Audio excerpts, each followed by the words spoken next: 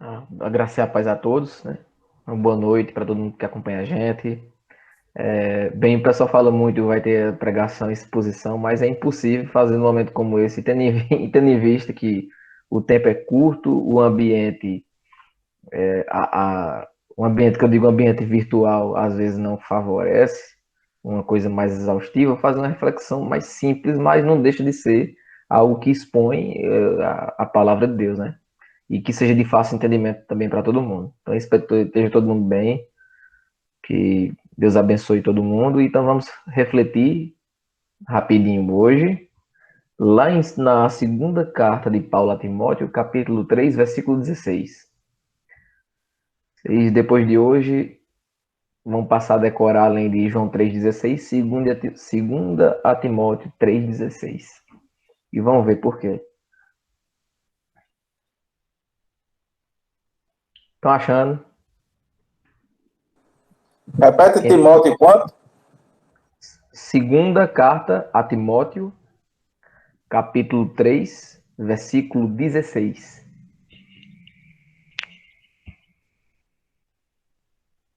Tem a... Vamos ler? É curto. É só um versículo só que eu vou ler. Diz assim nessa carta, ó. Toda a escritura é divinamente inspirada e proveitosa para ensinar, redarguir, para corrigir e para instruir em justiça.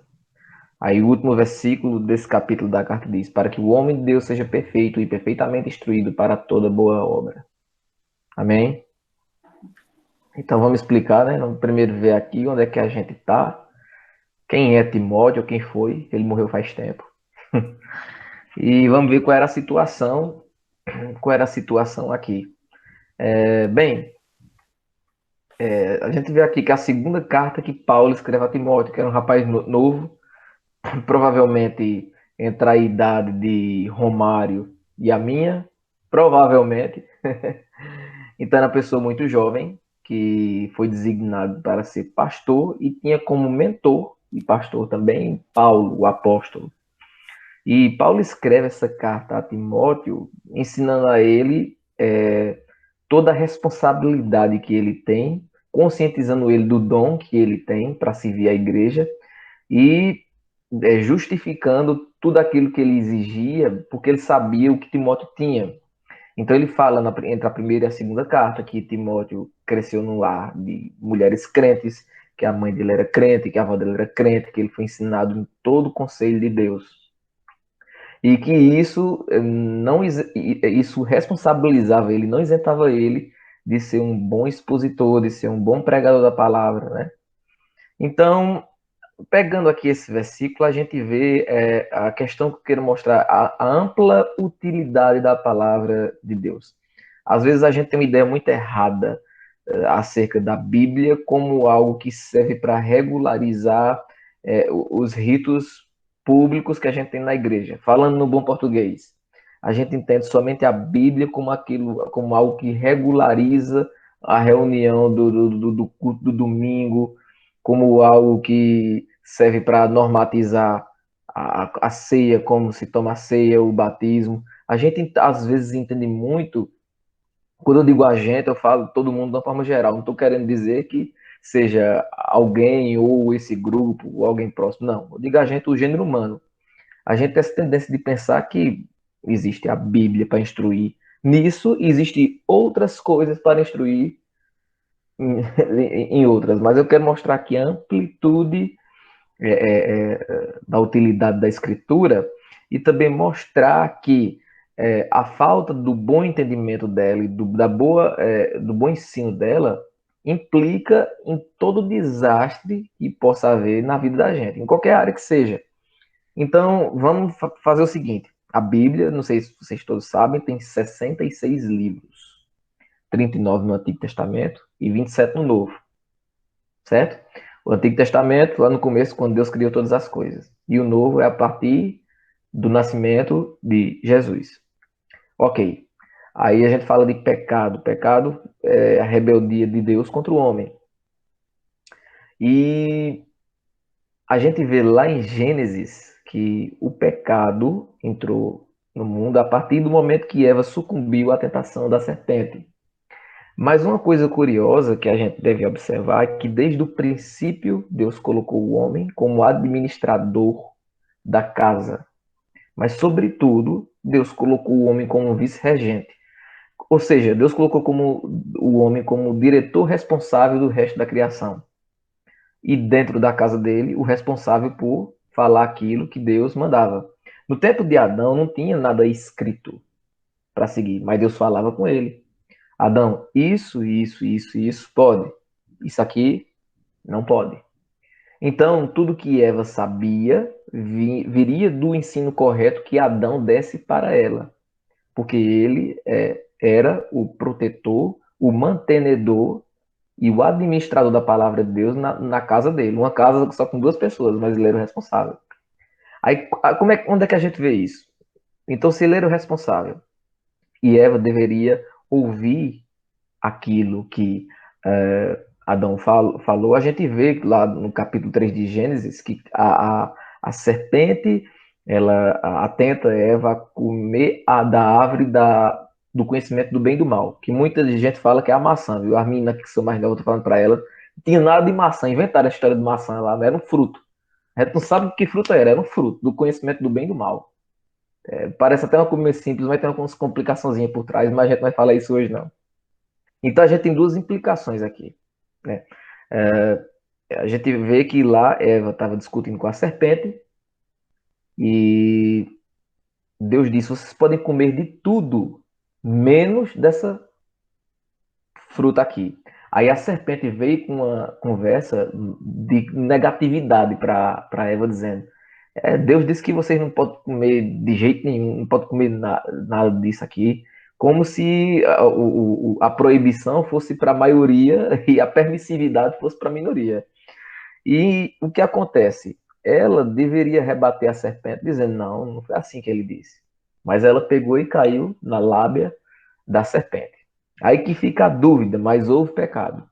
Ou Adão foi um mau pregador para a esposa dele, ou a esposa dele foi uma mau ouvinte, né? Aí não é à toa que vem a figura de Jesus, que a gente entende como o perfeito pregador e o perfeito ouvinte. Ele não errou naquilo que pregou e ele obedeceu tudo aquilo que pregou e ouviu. Então, por isso que foi necessário que Deus se fizesse homem, a segunda pessoa, que é Cristo, para que pudesse haver um homem perfeito que pregasse perfeitamente e ouvisse e obedecesse perfeitamente, para que houvesse salvação para nós. Mas certo, o que é que tem a ver Timóteo nessa história? Então Paulo diz para Timóteo a utilidade das escrituras, que primeiro é, é um ensinamento. Quando a gente vê ensinamento, a Bíblia não só ensina aquilo que a gente deve fazer na comunidade da igreja, mas na vida como um todo. Quer um exemplo aqui para vocês? Na Bíblia a gente vê que a questão sobre dinheiro. Eu quero saber como é que eu devo lidar com dinheiro. Eu vou comprar um livro de economia ou vou assistir o vídeo do ministro da economia, Paulo Guedes, falando alguma coisa do tipo. Não, a Bíblia fala sobre isso. Mas a gente às vezes é acostumado a querer ver na Bíblia uma coisa como receita pronta. Mas sempre que você for ler alguma coisa na Bíblia, isso aí serve para todo mundo, desde uma leitura bem básica até uma coisa mais complicada, atrás de um mandamento também existe um princípio.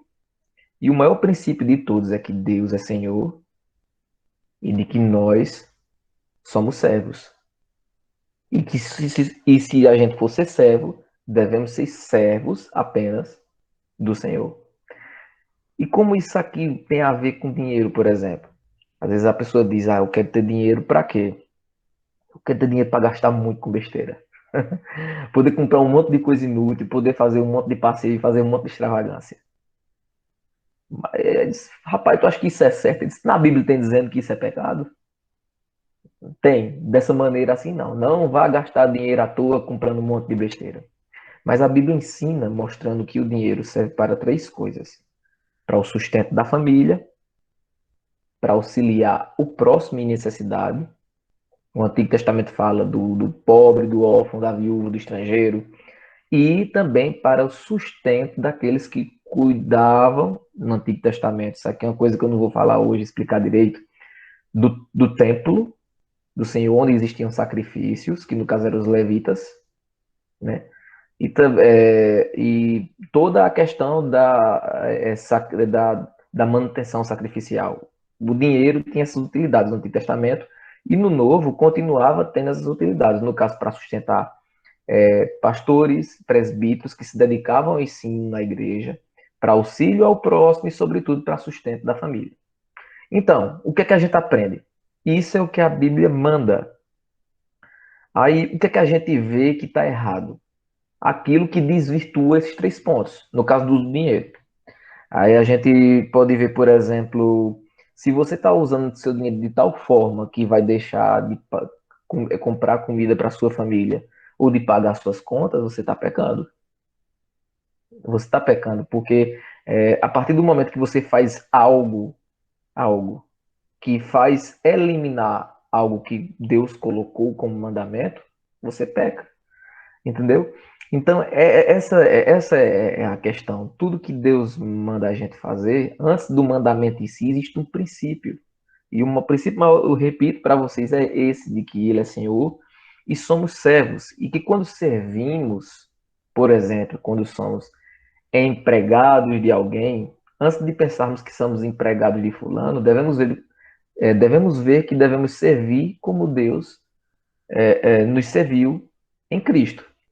Porque Jesus, sendo Deus, vestiu pele humana para fazer aquilo que o homem não era capaz de fazer, e ele não tinha a mínima obrigação disso.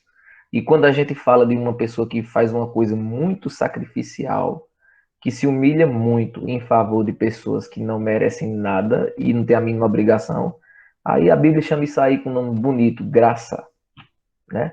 Então a gente vê que a escritura ela é útil para que a gente saiba lidar com a vida e também para que a gente possa construir um exemplo, um lar saudável. A gente vê no livro do Êxodo e no livro de Deuteronômio que é a obrigação dos pais ensinar as crianças, né?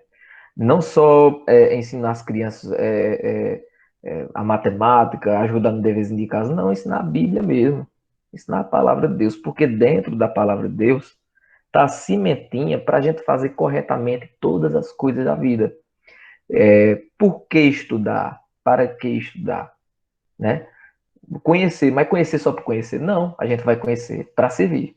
Seja você como médico, seja você como professor, como enfermeiro, como um lixeiro, você vai servir alguém e deve servir como Deus nos serviu em Cristo, que foi o perfeito servo. Se alguém ensinou como deve se servir, foi o Cristo encarnado, né? É nosso Senhor Jesus. Então a gente vê que isso ganha uma dimensão maior. Que quando um exemplo disso, que as escrituras pedem para os pais ensinarem todo o conselho de Deus, todas as coisas para seus filhos, o que é que isso vai acarretar? Se a pessoa é ensinada no conselho de Deus, a tendência é de que tudo que ela faça e ela vá decidir, ela pense primeiro se aquilo ali vai ferir o conselho de Deus. Se a pessoa é um médico, de repente ele é o único especialista em uma região que entende de uma área e ele tem um paciente que está precisando muito dele, tem muito dinheiro. E de repente a consulta média é R$ 300 e você tem uma tentação de querer se aproveitar, vou cobrar 600, porque só tem eu para fazer isso aqui, né? Aí vamos dizer que essa pessoa foi ensinada lá atrás, quando era criança, que a salvação que temos é por graça e devemos servir ao próximo como Cristo nos serviu. Certo, o médico ele precisa de dinheiro, mas se vem uma pessoa numa situação muito precária, se tem uma condição de dar alguma coisa, que cobre menos até. E se não tiver condição de nada, faça de graça. Direto não, né? Senão não vai se sustentar. Então, mas isso mostra que existe um equilíbrio das coisas, vem tudo da palavra de Deus. E também outra coisa, além de nos instruir, nos ensinar no conselho de Deus, ela também nos corrige. O grande sentido da Bíblia também é corrigir.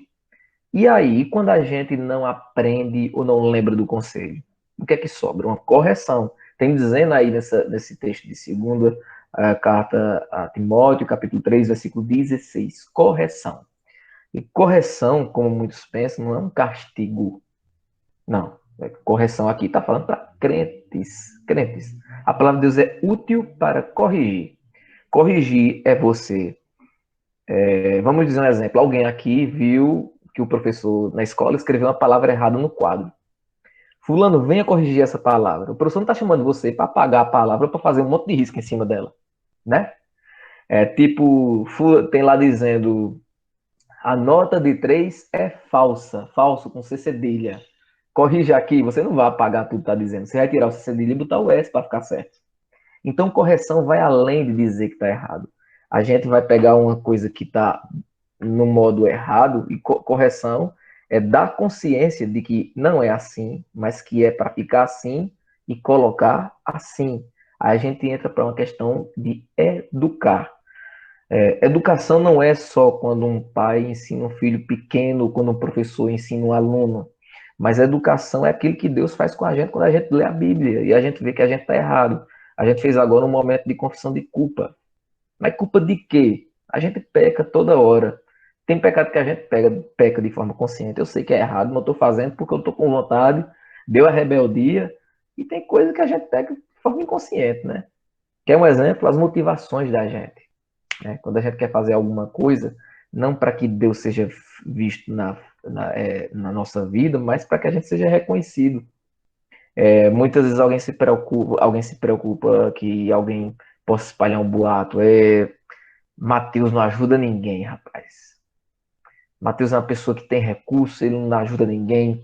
Ele nunca auxiliou uma pessoa que estivesse passando necessidade, passando fome. Sendo que isso é mentira, que vai lá, na verdade, Mateus ajuda as pessoas. Mateus pode ficar certo de ficar com raiva? Tá, ele tá certo, porque isso é uma mentira. Mas se a preocupação dele maior for com a imagem dele, isso é um pecado se ele ficar com raiva por causa disso. É interessante, né?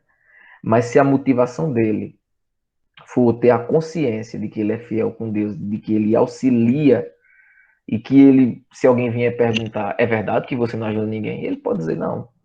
Já que perguntaram, é verdade, eu ajudo. Mas sem entrar em detalhes. Para você ver que em fazer o certo, quando a gente está se corrigindo, não é só fazer o certo também, é fazer pela motivação certa. Tem muita coisa boa que a gente pode fazer por motivação errada, aí vira pecado de todo jeito, entendeu? Acho que alguém aqui já viu quando a mãe ou o pai ou a vozinha, né? Geralmente o vozinho pediu para você fazer uma coisa ruim, que dá trabalho, e tem gente que é assim, ó, se você não fizer de coração para mim, eu não aceito, né? Não diz assim? Então, é mais ou menos por aí. Deus quer que a gente sirva fazendo a coisa certa. Eles, ó, faço certo. Agora faço certo na consciência de que eu sou gracioso com você, que você tem a obrigação de servir e de que não é você que é bom, mas eu que sou bom com você. E quando você está sendo bom com o seu próximo, é eu que estou sendo bom de novo, porque você sozinho é incapaz de fazer algo bom. Aí quando eu tenho essa consciência, eu estou fazendo algo para a glória de Deus e a Escritura está me corrigindo. Ela está me tirando de uma posição errada, me colocando na posição certa e para agir com a motivação certa, né? Eu não quero só fazer o certo, eu quero fazer o certo para a glória de Deus. Fazer algo para a glória de Deus não é só dizer com a boca, né? Eu vou fazer agora um pastel para a glória de Deus. A pessoa cobra R$ 3 no pastel, aí bota 2 gramas de frango dentro do pastel, assa, e estou fritando um pastel para a glória de Deus. Então, a gente se apega muito em questão da conversa. A gente às vezes pensa, olha para a Bíblia, um monte de coisa complicada, né? Você lê o Antigo Testamento, quem está entrando na igreja agora, quem é recente no Evangelho. Mas isso aqui serve para quê? Um negócio complicado desse? Isso aqui é antigo, passou para trás, mas não se engane. Como diz o versículo, toda a escritura de Gênesis e Apocalipse é útil para ensino, correção, para encorajamento, para repreensão, para dizer, ó, tá errado. Vocês campos está errado numa coisa, tem que ter uma base. Por que eu estou errado? Tem dizendo na palavra de Deus. Aí se a pessoa for crente, a pessoa se quebra, né? Porque eu dizer, Romário, tá errado tu fazer isso. Aí por quê? Porque eu acho que tá errado. Porque tu acha? Não tem sentido, né? Agora, quando eu disser dizer que é a palavra de Deus, Romário não vai se confrontar comigo, ele vai se confrontar com a Bíblia. Não é à toa que Tiago fala que a Bíblia é como um espelho, que a gente abre e vê todos os defeitos da gente, né? Ela é bem transparente, ele só você é assim, é para ser assim, é o mal como você é. É como tivesse, vamos dizer assim, um exemplo, tivesse um espelho repartido, né? Tem uma parte coberta com a figura de uma imagem ideal de quem você deveria ser, e a outra parte descoberta, você se olhando. Aí do lado direito tem escrito ideal, aí tem a imagem lá, e do lado esquerdo tem dizendo você. Quando você fizer a comparação, você vai ver que tem coisa errada. Aí a partir dessa percepção, que só é dada para quem realmente crê em Jesus Cristo, que foi alcançado pela graça do teu conhecimento de que é pecador, que a coisa mais feliz que pode acontecer na vida da gente é engraçado, é uma coisa triste, né? Feliz daquele que sabe que é pecador e miserável, né? Jesus disse: bem-aventurado o quê? Os que choram. Bem-aventurados naquele sermão quer dizer assim, é tipo uma linguagem que é felicíssimos, muito felizes. Olha a loucura, é muito feliz quem está chorando, é muito feliz quem está triste. Mas ali ele estava falando o quê? Da consciência do pecado, que quer dizer que é infeliz, na verdade, é aquele que é pecador, que é miserável e não sabe disso. Posso fazer uma comparação aqui, uma coisa bem menor, mas só para você ter uma realidade.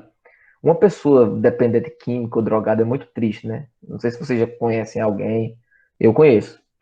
Gente dependente de química é triste demais. É triste de qualquer forma? É. Mas o que é que vocês acham que é pior? O dependente químico que sabe, tem a consciência de que é doente e é dependente químico, ou aquele que jura que ele tá magro, tá só o esqueleto, não toma um copo d'água, não aguenta comer nem um pedaço de pão, só querendo consumir droga e diz que não tem nada. Só a gente pensar. Pronto, pega essa comparação e eleve para um sentido mais amplo, maior, né? Digo, não, eu faço tudo certo, eu sou um filho bom, eu não sou assim, eu não sou assado. A gente não tem a consciência do pecado original. Que esse pecado aí de Adão e Eva corre aqui, ó, no sangue da gente, até o fim da vida. E só quem pode livrar a gente da condenação desse pecado original e hereditário, o pecado, que o pecado é a maior maldição que possa existir. Muita gente, eu não vou fugir muito, não, vou voltar de novo agora para o texto para a gente complementar, mas não sei se vocês já viram de madrugada, principalmente, quando tem muita gente depressiva, ansiosa assistindo, tem uns caras de umas igrejas lá que não é igreja, aquilo é tudo menos igreja, falando de maldição. Maldição da família, maldição disso, maldição daquilo. Pessoal, existe um tipo de maldição. E ela não amaldiçoa para tirar a visão de ninguém, nem para deixar ninguém aleijado, nem para deixar ninguém doido. Essa maldição se chama pecado. E quem trouxe ela foi o homem sobre ele mesmo, a partir do momento que desobedeceu a Deus. E a consequência dessa maldição é a morte eterna, a separação eterna de Deus em sofrimento. Deus vai estar presente nesse sofrimento, exercendo justiça. Então, não tem miséria, não tem maldição maior do que essa. Mas aí que está o bom. A gente tem a pessoa de Jesus Cristo para crer nele, de que ele fez aquilo que a gente não poderia fazer e que ele fez mais. Não tem no corre na veinha da gente o sangue de Adão e Eva. A gente recebeu uma espécie de doação de sangue especial. Quando Jesus Cristo encarnou, tomou a forma humana, Deus se fez homem, a gente recebeu uma transfusão de sangue. É como uma pessoa tivesse, um exemplo, com câncer linfático, né, no sangue, e aquilo que estivesse fazendo ela morrer. Aí ela está precisando de doação de um sangue saudável, bom, que vai fazer ela viver de novo. A gente continua ainda, até o dia da morte, sabe?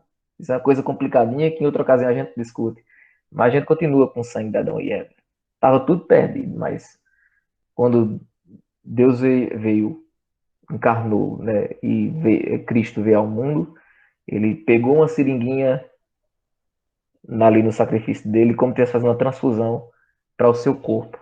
Então, seu corpo não estava mais parecendo uma condenação, porque tinha uma coisa perfeita circulando dentro do seu organismo. Para não parecer uma coisa muito complicada, Jesus colocou a própria vida dele dentro de nós. Então, além de correr o sangue de Adão e Eva dentro do nosso corpo, a gente pode dizer também que corre o sangue de Cristo, que é perfeito, puro e nunca pecou. Isso é bonito, né? Aí, porque eu fui tão distante, falei, certo, é bom falar de Cristo, é fundamental que se entenda, né, a obra vicária de substituir, de pagar os pecados que Jesus fez. Mas o que é que vem aí com o texto que eu li, no caso da Escritura, encorajar e corrigir? Você errou, né? O erro para um crente, você pecar, é uma coisa muito triste. Mas a gente não pode ser dominado pelo senso, a gente deve ser dominado pelo senso de que errou, mas não pelo senso de condenação. Porque a gente já começa a achar, mesmo sendo crente, e parece besteira, muitas vezes. Acontece comigo, não sei com vocês. Eu peco, faço uma coisa ruim, eu disse, rapaz, eu não mereço nada não. Mas eu fico pensando, eu não mereço nada não, e fico com a vontade de querer fazer alguma coisa para merecer. Isso é impossível. Isso é impossível. Da gente poder fazer alguma coisa de nossa parte para merecer algo. Tanto é que, como voltando àquela história, Deus encarnou, entrou na história, Cristo tomou uma forma humana, nasceu de dentro de uma mulher, foi gerado pelo Espírito Santo, de uma forma sobrenatural. Da mesma maneira que o Espírito de Deus deu forma nas coisas da terra, ele formou Jesus no ventre da mãe. Ele nasceu um bebê chorando, igual a todos que choram. Trabalhou, estudou, sentia fome, comia o pão que a gente come e sofreu tentações, igual Adão e Eva. Só que ele não caiu. O diabo tentou dar uma rasteira, um paranauê em Jesus, mas Jesus, oxê, eu não só sei a palavra, eu sou a própria palavra, né? Ele diz, eu sou o caminho, a verdade e a vida. Se a verdade é a palavra, Jesus está dizendo, eu sou a palavra. Você está querendo me enganar? Eu que sou tudo isso aí que você está falando. Entendeu? É como dizer assim, é como se o diabo estivesse querendo tapear Jesus, dizendo assim, eu sei mais quem você é do que você mesmo. Aí Jesus, claro que não, quem mais sabe quem eu sou eu. Né? Por isso você não vai me enganar com a escritura, que o diabo pegava, ó, a palavra de Deus diz que ele vai acampar anjos ao seu redor, pula que teu pai vai mandar anjos para te buscar isso. Não, mas também diz na palavra, não tentarás o Senhor vosso Deus. Se tivesse sabedoria em Eva, pelo ensino do marido dela, talvez ela não tivesse feito aquilo. Mas enfim, aconteceu. E qual é a lição que fica na parte da correção? É que a gente deve ter o senso da graça. Tem a tristeza pelo pecado, mas também tem o alívio da graça. Cristo pagou os pecados que nós cometemos antes, os que cometemos agora e os que ainda vamos cometer. Isso não quer dizer que a gente vai sair pecando. Pô, pecar tá pago, o negócio tá tudo acertado, né? Paulo fala isso aos romanos, não é assim. Isso não é o senso do crente. Mas a gente deve ter a percepção de que sempre que a gente pecar, vai ter uma graça suficiente para restaurar a gente e tirar a gente da posição do pecado para colocar na posição virtuosa da vontade de Deus. E ser homem como Cristo é homem. Porque aquele ditado, fulano é um homem de verdade. Que ele é um ser humano lindo e perfeito. Só existe um desse jeito. Não existe um homem de verdade, nem um ser humano de verdade perfeito, sem ser a pessoa de Jesus Cristo, que é Deus, homem. Homem perfeito, né? Eita, a humanidade está muito desumana. Toda a humanidade é desumana, porque a humanidade perfeita só existe na pessoa de Jesus. Não é curioso? Além de ser o Deus perfeito, é o homem perfeito. Ainda vamos ser aquilo que Jesus já é. Só que ele é porque ele é. E a gente vai ser porque ele vai fazer a gente chegar lá. E o que é que tem a ver, Timóteo, com isso daí? Voltando aqui de novo. Quando a gente leu aquele versículo, Paulo estava dizendo, olha, Timóteo, você vai tomar conta de pessoas. E você não vai só... Isso aqui é uma coisa que eu vou criar para ficar fácil de entender, pessoal. Você não vai só pregar no domingo, como só explicando o que acontecia o que aconteceu nos fatos antigos. Você vai pegar isso tudo, ver onde estão as ordenanças de Deus, mesmo que a situação seja diferente, mas os princípios continuam os mesmos, na verdade. Então, lá na antiguidade, teve uma certa ocasião em que Deus disse para os homens não se barbearem, nem raparem o cabelo, porque os inimigos de Deus tinham essas características e ele ordenou ao povo lá no Antigo Testamento que não se ficasse iguais a eles.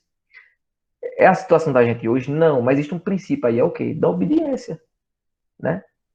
A gente tem que ser obediente. Isso é o que vale, é o princípio da obediência. De só, Timóteo, você tem que, além de ensinar e de explicar o que já tem escrito, que era só o Antigo Testamento, no tempo de Timóteo, você tem que ensinar o pessoal, ao povo, de que tem que obedecer a tudo aquilo que o Senhor ordenar, né? Você não vai somente fazer isso, mas você vai repreender pessoas. Quando as pessoas errarem, você vai botar o dedo em cima, mas não é botar o dedo em cima no sentido de jogar a pessoa no lixo. Você é imprestável. Você pecou agora, você vai queimar no inferno, né? Você é um lixo. Não é assim. Você pecou. Tenha consciência disso. Se arrependa disso. Ou seja, você estava fazendo isso, não faça mais, né? Tem uns pregadores que se considera bem inteligente, que ele diz, Deus vai dar um giro de 360 graus na sua vida.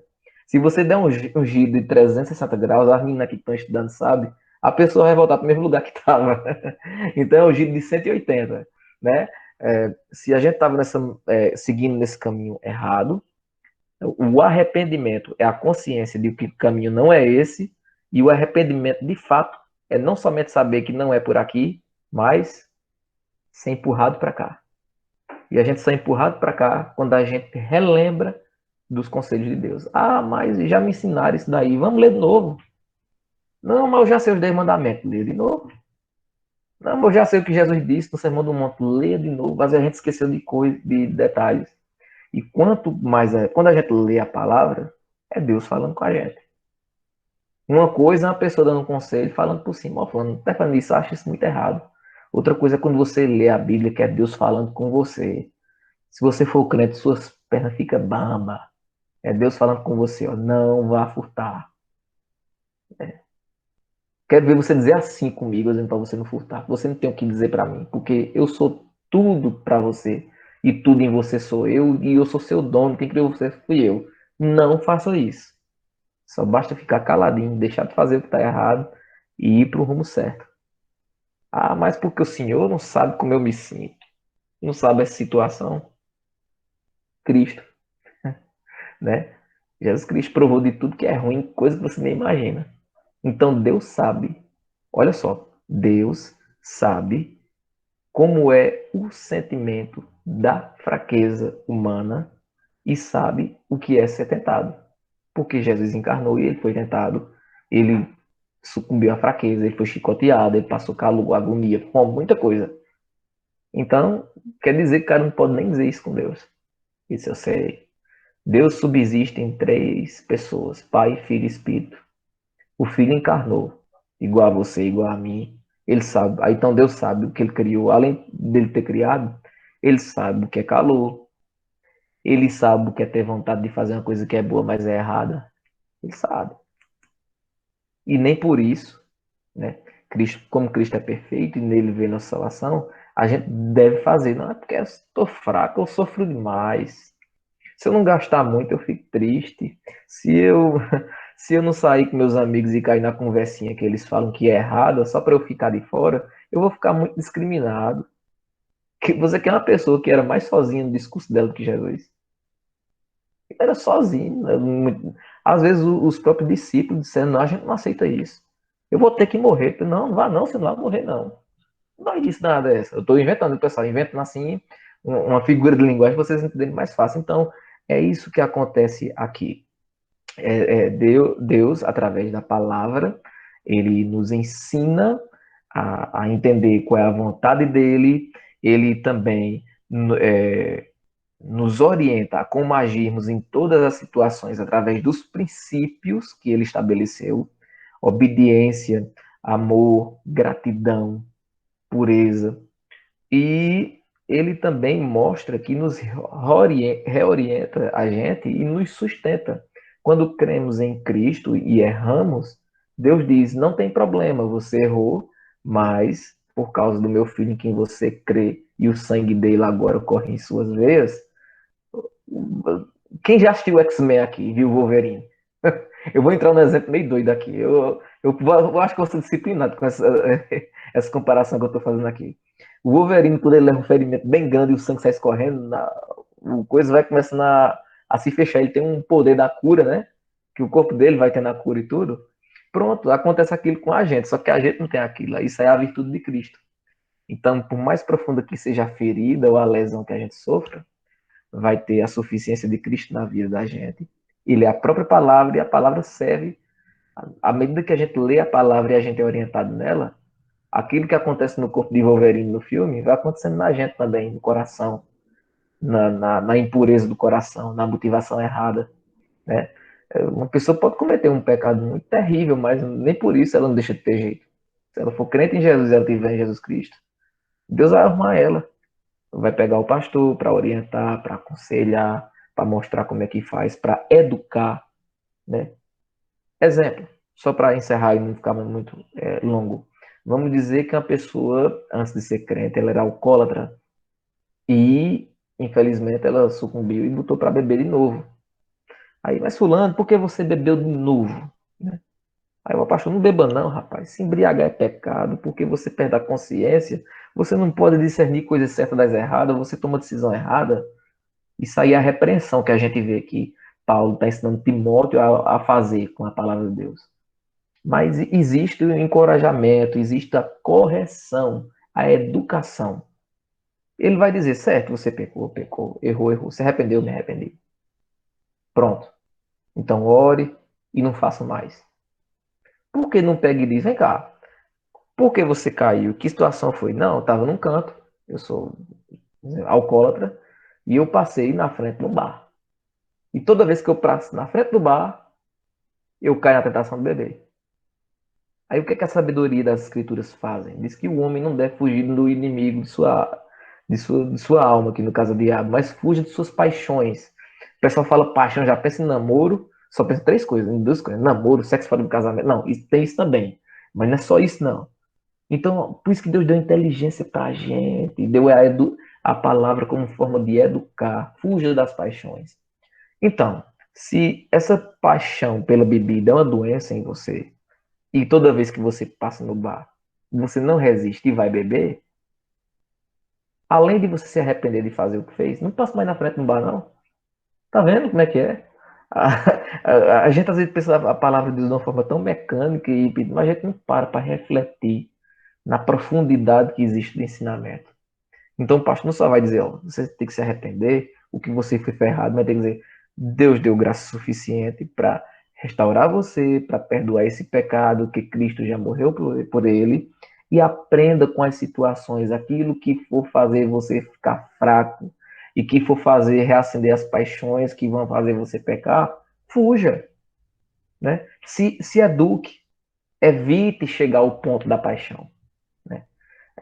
O menino quer ser um menino segundo a palavra de Deus. Eu não posso ser uma menininha bonita que eu vou querer passar cantada e eu não quero compromisso sério, não. Eu quero o famoso ficar, né? Quero experimentar de tudo. Uma menina loirinha, morena, cabelo cacheado, cabelo liso, quero tudo, né? Mas, rapaz, não faça isso, é errado, ele sabe. É pecado, sabe. Mas é porque é uma coisa que é difícil para mim. Não sei. Pode ter sido a forma de criação, um exemplo de um pai que ensinou errado. Mas o que é que ele deve fazer? Não fique num canto sozinho ou procure canto com mulheres sensuais que fiquem seduzindo. Fuja disso. Então tem a palavra de Deus também tem o papel da educação depois do erro. Isso que é a correção. Não é só mostrar que está errado, é mostrar como é que faz certo. É dar uns conselhos práticos. Isso não é invenção humana. Isso está na Bíblia, né? Isso está na Bíblia. A gente vê de diversos lugares. Moisés foi o primeiro a fazer isso, né? Moisés ele falou sobre os mandamentos que Deus foi o primeiro que escreveu sobre a palavra dele, nem foi Deus, com o dedo dele nas tábuas lá, né? Moisés pegou e ensinou para o povo. Aí quando veio a primeira geração nascida no Egito, Moisés fez o quê? Tem umas pessoas vivas ainda, velhinho, igual a ele. Repetiu a lei todinha de novo. Porque se alguém cometeu um erro, espera aí, vou lembrar aqui para você. Pronto. E aquilo vai criando um mecanismo de ensino, um mecanismo de repreensão e um mecanismo de correção e educação. Quanto mais a gente memoriza, pensa e reflete na palavra de Deus, mais chances a gente tem de evitar o pecado, de ser confrontado pela palavra, um pecado que a gente cometeu, e de ser reorientado a viver de uma forma certa. Então a gente vê que não é preciso que a gente, fora da palavra de Deus, eu preciso de um livro de economia, de psicologia, de comportamento assim, assado. Não, tudo está na palavra de Deus. Basta a gente estudar ela e não limitar ela, como eu disse, a algo que regula as atividades religiosas da gente simplesmente. Não, a Bíblia diz como é que se crê em Cristo, como é que se batiza e toma ceia. E o resto a gente tem que ir aprendendo como é que se porta no trabalho, como é que é um empregado bom, como é que é um patrão bom, né? Colossenses mostra isso, como você deve ser um empregado bom.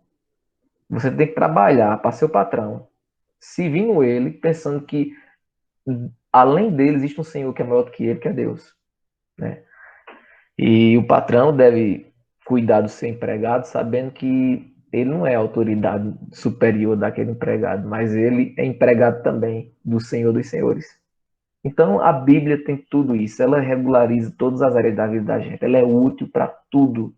Então a gente deve parar de reduzir a Bíblia simplesmente a algo que regule ritos, mas é algo que regula toda a nossa vida. Porque a Bíblia é a palavra é a verdade. A verdade é quem? É Cristo. Cristo é suficiente em tudo. Se a gente for parar para pensar, para ser como Ele é, a gente vai ser bem sucedido em tudo que a gente for fazer. Porque Ele nos deu isso de presente. Amém? Era essa a reflexão. Se alguém quiser comentar alguma coisa aqui,